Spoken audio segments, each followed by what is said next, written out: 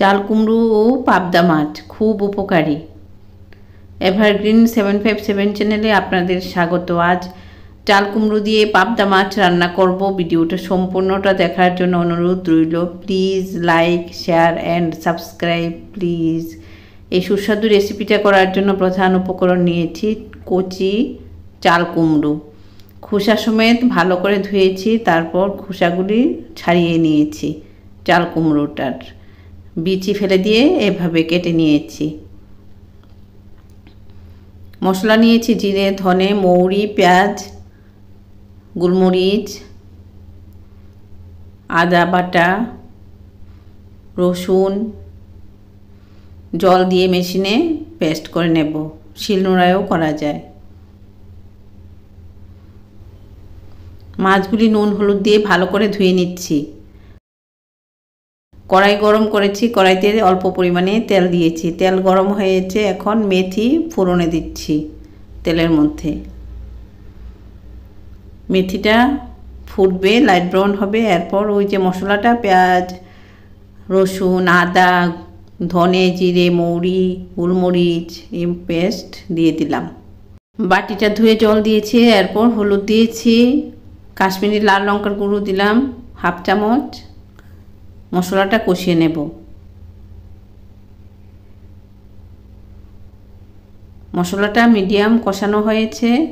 এখন চাল কুমড়ো এভাবে কেটেছি এগুলি দিয়ে দিলাম। নুন দিলাম পরিমাণ বুঝে। মশলার সঙ্গে চাল কুমড়োর টুকরোগুলি মিশিয়ে নিচ্ছি। গরম জল দিচ্ছি। ফুটন্ত জল দিয়ে রান্না করলে রান্না ভালো হয়। এভাবে গরম জল দিয়ে রান্না করবে আর একটা গরম জল ছাড়া রান্না করবে, দেখবে যে এরকম তফাৎ হবে টেস্টের দিকে। ফুটন্ত জল দিয়ে রান্না করলে রান্না খুব টেস্ট হয়। এভাবে রেখে দিয়েছি, ফ্লেমটা দেখিয়েছি। প্রথম এভাবেই থাকবে, এরপর লো করে দিয়ে ঢাকা দিয়ে দেব। চাল কুমড়ো কীরকম সেদ্ধ হলো দেখে নিচ্ছি।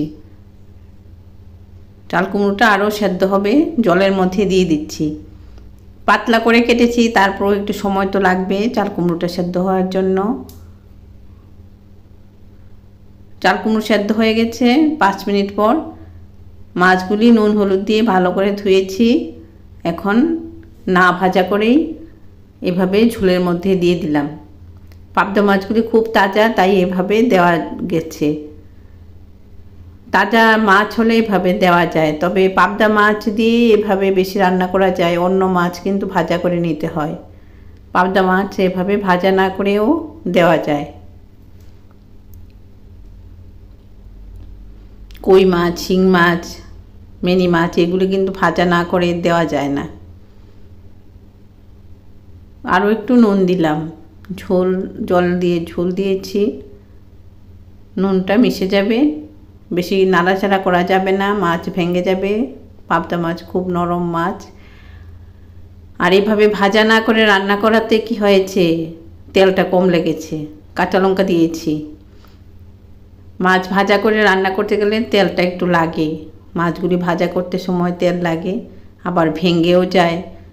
আর এভাবে সহজে ঝোলের মধ্যে মাছগুলি দিয়ে দিলে আর ভেঙে যাওয়ার চিন্তা নেই, টেনশন নেই।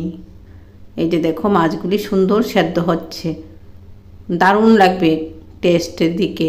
কি কি মশলা দিয়েছি মনে রেখে রান্না করবে। চাল কুমড়ো তো টক টক থাকে, এর জন্য চামচের 4 ভাগের 1 ভাগ চিনি দিলাম। বিলিতি ধনেপাতা নুন জলে ভিজিয়ে রেখে ভালো করে ধুয়ে কাঁচি দিয়ে কেটে দিয়ে দিচ্ছি।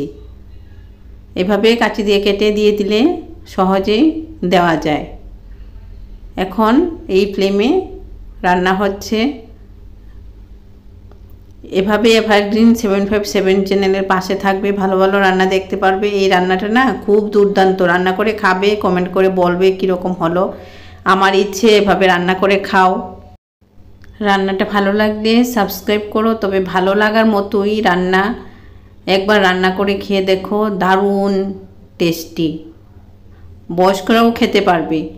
অল্প তেল অল্প মশলায় সহজ পাচ্য রান্না।